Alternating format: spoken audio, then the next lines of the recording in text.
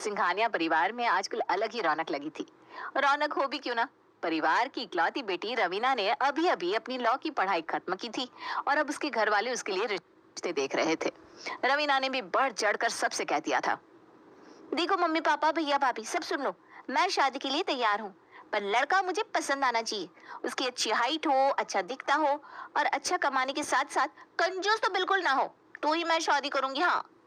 अरे हाँ हाँ ठीक है बेटा, तेरी सब पसंद नोट कर लिया हमने। तेरी पसंद का ही लड़का देखेंगे तेरे लिए। बस तेरा घर बस जाए तो मेरी सारी जिम्मेदारियां पूरी हो जाएंगी। फिर मैं और तेरे पापा दोनों तीरथ पर जाएंगे। घर में सब बहुत खुश थे। रवीना के भाई नमन ने भी अपने सभी जानने वालों को कह दिया था कि उससे अपनी बहन के लिए कोई सुयोग्य वर की तलाश है। यही हाल नमन की पत्नी नैना का भी था। उसने भी अपने मायके से लेकर सभी रिश्तेदारों और सहेलियों में बात फैला दी थी कि भाई ननद के लिए सुयोग्य वर की तलाश है। मम्मी जी, वो मेरी मासी की जेठानी है ना, उनके बेटे के लिए भी लड़की देख रहे हैं, तो मैंने बात चलाई है दीदी के लिए। वो लोग अगले हफ्ते ही लड़की देखने आने का कह रहे थे। ये तो अच्छी बात है बेटा, तू हाँ कह दे उन्हें। अगर सब ठीक रहा तो उसी दिन सब फाइनल कर लेंगे। अगले हफ्ते पूरा परिवार लड़के वालों के स्वागत की तैयारियां करता है और शाम को लड़के वाले रवीना को देखने आते हैं। जी, हमारा बेटा आरव डॉक्टर है, तो जरा हेल्थ कॉन्शियस है। खाने पीने में पूरा ध्यान देता है। सब कुछ हेल्दी होना चाहिए और वक्त पर खाना मिलना चाहिए। और बस बाकी कोई नखरे नहीं है, बिल्कुल सीधा है। जी जी, आप लोग नाश्ता कीजिए ना, रवीना बस आती ही होगी। आरव बेटा लो ना, तुम तो कुछ खा ही नहीं रहे। नहीं नहीं आंटी जी, मैं ये समोसे वगैरह नहीं खाता। फ्राइड होते हैं ना, हेल्थ के लिए अच्छे नहीं होते। अच्छा बेटा, मैं तुम्हारे लिए फ्रूट्स मंगवा देती हूँ। सुमित्रा जी अपनी बहू नैना को आवाज लगाती है, नैना बेटा जरा फ्रूट्स काट कर ले आना। नैना फ्रूट्स लेकर आती है और धीरे से अपनी सास के कान में कहती है, मम्मी जी, दीदी और इसकी जोड़ी कैसे बनेगी? दीदी को तो बाहर का खाना, जंक फूड ये सब बहुत पसंद है और ये तो बस घास फूस ही खाता है। अरे नहीं नहीं, लड़का अच्छा है, तू जा जाके रवीना को ले आ, सब इंतजार कर रहे हैं। नैना जाकर रवीना को ले आती है। सुभद्रा जी, एक बार लड़का लड़की अकेले में बात कर ले तो अच्छा रहेगा। हाँ जी क्यों नहीं रवीना बेटा, आरव को टेरेस पर ले जाओ। रवीना और आरव छत पर अकेले में बैठते हैं और आरव कहता है, रवीना जी मुझे लगता है आपको अपने वजन पर ध्यान देने की जरूरत है। अब डाइटिंग क्यों नहीं करती? डाइटिंग और मैं ना बाबा ना, मुझसे नहीं होगा ये। मुझे तो खाने का बहुत शौक है, समोसे कचौड़ियाँ गोलगप्पे ये सब खाए बिना मैं रह ही नहीं सकती। क्या? ये सब तो हेल्थ के लिए बहुत खराब होते हैं। आप तो पढ़ी लिखी हैं, आपको तो खुद ही अपनी सेहत का ध्यान रखना चाहिए। अरे पर भले चंकी तो हूँ मैं, क्यों खाऊं मैं बीमारों वाला खाना? थोड़ी देर बाद आरव और रवीना नीचे आते हैं। आरव अपने घर वालों से रिश्ते के लिए मना कर देता है और वो लोग चले जाते हैं। लड़का तो अच्छा था पर हमारी रवीना पसंद नहीं आई उसे, वजन जरा ज्यादा है ना। क्या मम्मी, इतनी भी मोटी नहीं हूँ मैं, और क्यों ना खाऊं मैं? अरे अभी तो उम्र है मेरे खेलने खाने की, मुझे नहीं रहना घास फूस खाकर जिंदा। वैसे दीदी एक बात तो मैं भी कहूंगी, लड़के वालों के लिए नहीं पर आपको खुद के लिए खुद पर ध्यान देने की जरूरत है। आपको अब एक्सरसाइज और डाइट पर ध्यान देना चाहिए। अपनी भाभी की बात रवीना को दिल पर लग जाती है। वो गुस्से में कहती है, ठीक है, आप लोगों को भी मैं मोटी लगती हूँ ना, तो ठीक है, अब से नहीं खाऊंगी मैं अपनी पसंद का, कल से सिर्फ डाइट फूड खाऊंगी। और रवीना गुस्से में पैर पटकते हुए अपने कमरे में चली जाती है। चलो अच्छा है, गुस्से में ही सही पर कम से कम अपनी सेहत पर ध्यान तो देगी अब ये लड़की। अगले दिन सुबह रवीना जल्दी उठकर किचन में आती है और अपने नाश्ते की प्लेट लेकर खाने की टेबल पर जाने लगती है। उसकी प्लेट में सिर्फ उबली हुई सब्जियां और दलिया देखकर नैना कहती है, अरे वाह रवीना दीदी, आप तो सच में डाइटिंग करने लगी, ये तो बहुत अच्छी बात है। तभी सुभद्रा अपनी बहू से कहती है, अरे नैना बेटा जरा मेरा भी नाश्ता लगा दे। जी मम्मी जी, अभी लाती हूँ, आज मैंने आलू के पराठे बनाए हैं। ये कहकर नैना सुभद्रा का नाश्ता लेकर आती है।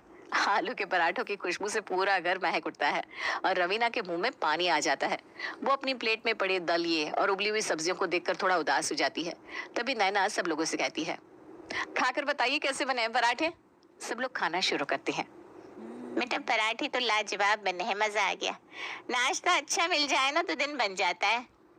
तभी नमन रवीना को छेड़ते हुए कहता है, हाँ भाई, पराठे तो वाकई बहुत मजेदार बने हैं, पर अब किसी के नसीब में सिर्फ दलिया ही लिखा हो तो क्या कर सकते हैं। अब रवीना से रहा नहीं जाता। मैं ना एक बाइट टेस्ट कर लेती हूँ, एक बाइट से थोड़ी ना वजन बढ़ता है। ये कहकर रवीना सुभद्रा की प्लेट से ही एक बाइट ले लेती है। वाह क्या पराठे बनाए, सच में मजा आ गया भाभी।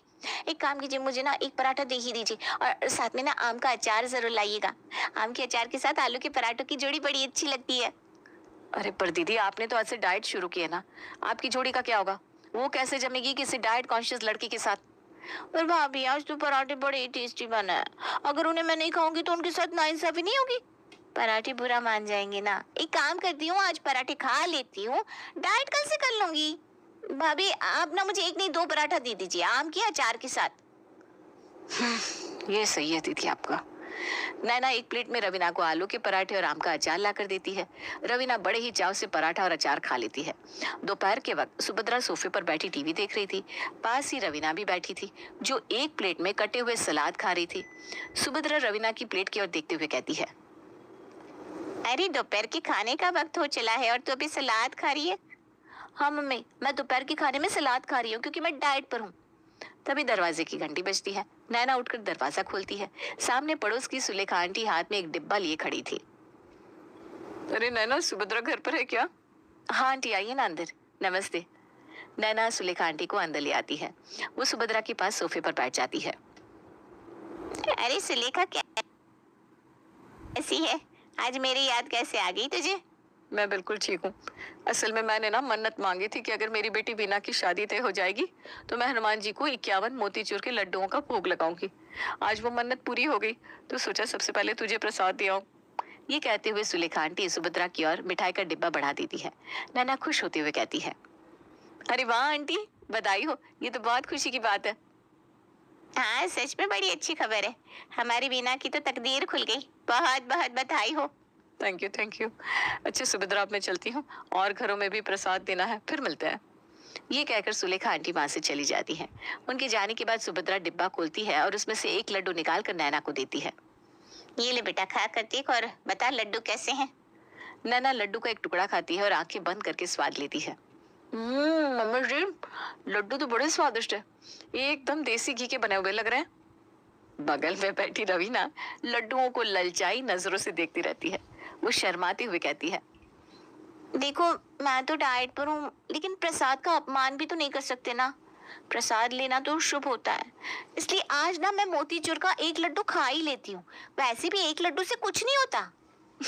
और फिर रवीना बिना किसी के और देखे झट से लड्डू के डिब्बे से एक लड्डू उठा लेती है। क्या स्वाद है लड्डू का। एक काम करती हूँ, एक लड्डू और ले लेती हूँ, वैसे भी कल से तो डाइट पर रहूंगी ना मैं। देखते ही देखते रवीना एक के बाद एक 4 लड्डू खा जाती है। पर दीदी, लड्डुओं के चक्कर में आपकी डाइटिंग तो रह गई ना। अरे कोई बात नहीं भाभी, कल से करना ही है ना डाइटिंग। नैना उसकी ओर देखती रह जाती है। सुभद्रा हंसती है, जैसे समझ गई कि रवीना की डाइटिंग का हाल कैसा है। रात के वक्त पूरा परिवार एक साथ बैठा था। रवीना का मूड थोड़ा खराब था। सबको पता था कि उसकी डाइटिंग ज्यादा देर नहीं चलने वाली। नमन और नैना उसे छेड़ने का मौका नहीं छोड़ते। तभी नमन हंसते हुए कहता है, तो आज रवीना जी ने क्या खास खाया? उबली हुई लौकी या बस पानी पीकर दिन निकाल दिया? बहुत मजाक उड़ाते हो आप लोग मेरा, मैंने आज सिर्फ हेल्दी खाना खाया है। अच्छा, तो वो जो दोपहर में मोतीचूर के लड्डू थे वो भूत खा गया है ना? वो तो बस प्रसाद था, सुलेखा आंटी इतने प्यार से लाई थी, उनका मन रखने के लिए मैंने थोड़े लड्डू खा लिए। 2-4 लड्डुओं से भला क्या ही वजन बढ़ जाएगा।